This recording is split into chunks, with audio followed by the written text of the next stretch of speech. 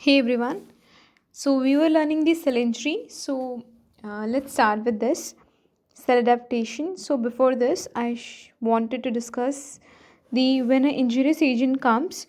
So there should be two mechanisms occurring in the body. First, there will be cell injury. It may be reversible or irreversible, and if it is irreversible, there will be the death of the person. But first case should be the adaptation. Injurious agent can adapt. Now we are going to learn about the cell adaptations, their subtypes. So atrophy means A means absent and trophy means growth. So decrease in number and decrease in size of cells or tissues. Reason: protein degradation.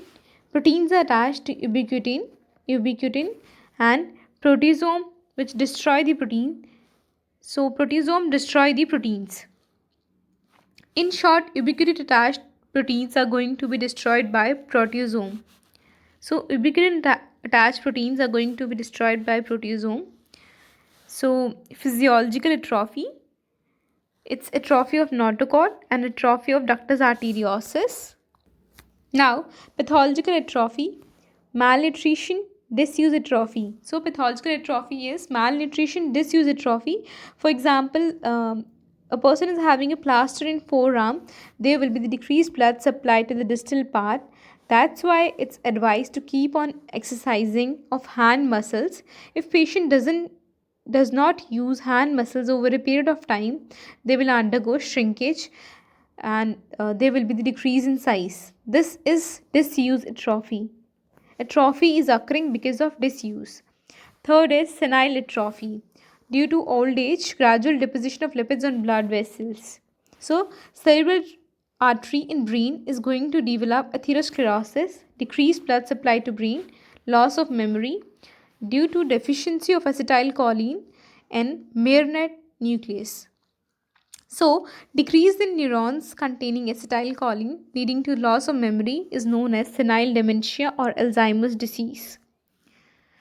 Fourth is pressure atrophy. So, obstruction at urinary outflow level, more urine accumulating inside the kidney, compression at cortical part of kidney, cortical part undergoes atrophy. Now, the pathological atrophies are malnutrition, disuse atrophy, senile atrophy, and pressure atrophy. So, the absence of growth of cells, either decrease in number or size of cells, leads to the atrophy.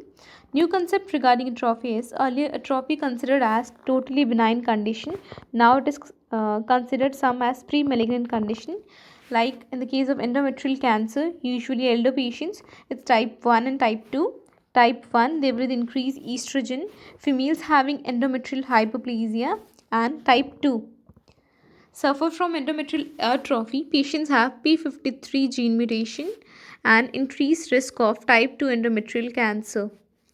Now the hypertrophy. Hyper means excessive and trophy means growth. Increase in size of individual cells due to oversynthesis of structural protein. Very important. So why there is hypertrophy? Due to oversynthesis of structural proteins. Now it's both physiological and pathological condition. Physiological condition: pregnancy, uterus and breast, puberty, and in bodybuilders. So stress on skeletal muscle fibers means putting more stress on skeletal muscle fibers, but these skeletal muscle are permanent cells, so they can't multiply. Over a period of time, the stress is taken only and only if there is increase in size of cell.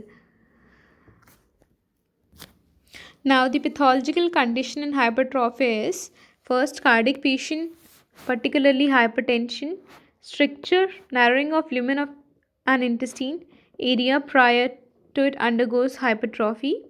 So heart pumps into the aorta.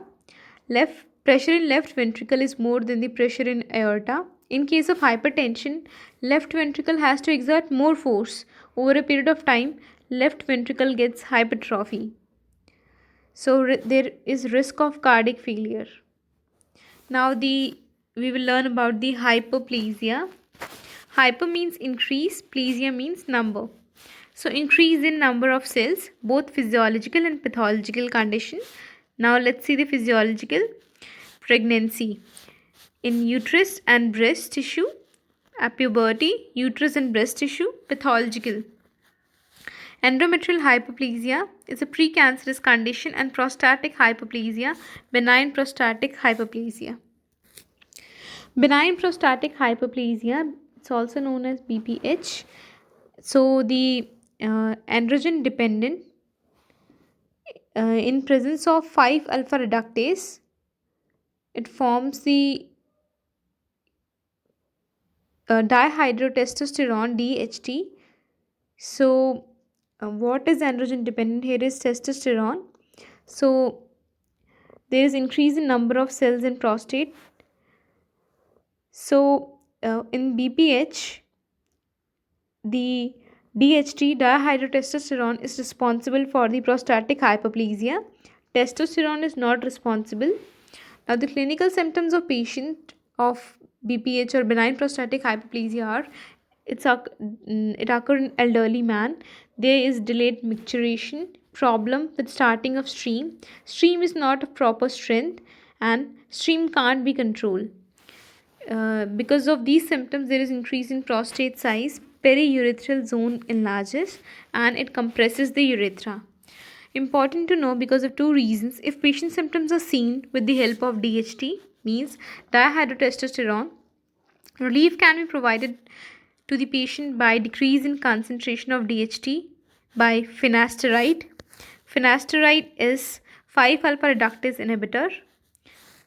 So finasteride decreases a size of prostate in elderly male patient and provides symptomatic relief only. So BPH is not a risk factor for development of cancer of prostate as this is benign condition. So hyperplasia may or may not be precancerous condition. Now let's learn about metaplasia. Meta means slightly altered and plasia means number. So change in number of cells in presence of stress is called metaplasia. Epithelial metaplasia and connective tissue metaplasia. Now firstly learn about the connective tissue metaplasia. Here we are having the myositis ossificans, muscle replaced by bone, and second, Barrett's esophagus, intestinal columnar metaplasia. In lower esophagus, there is change of epithelium from stratified squamous to intestinal columnar epithelium. So, metaplasia is a reversible change. Metaplasia persisting for longer periods can be cancerous, and reversible metaplasia is benign. Now, undifferentiated stem cell under stress, there will be the formation of new epithelium or the connective tissue. Now let's learn about the epithelial metaplasia. The tissue involved is epithelial tissue, and the most common example of epithelial metaplasia occur in lungs. So lungs are lined by pseudo-stratified ciliated columnar epithelium. So the person who is smoking, there will be the replacement of ciliated columnar epithelium to squamous epithelial cells,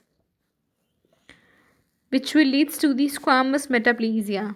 Most common example of epithelial metaplasia.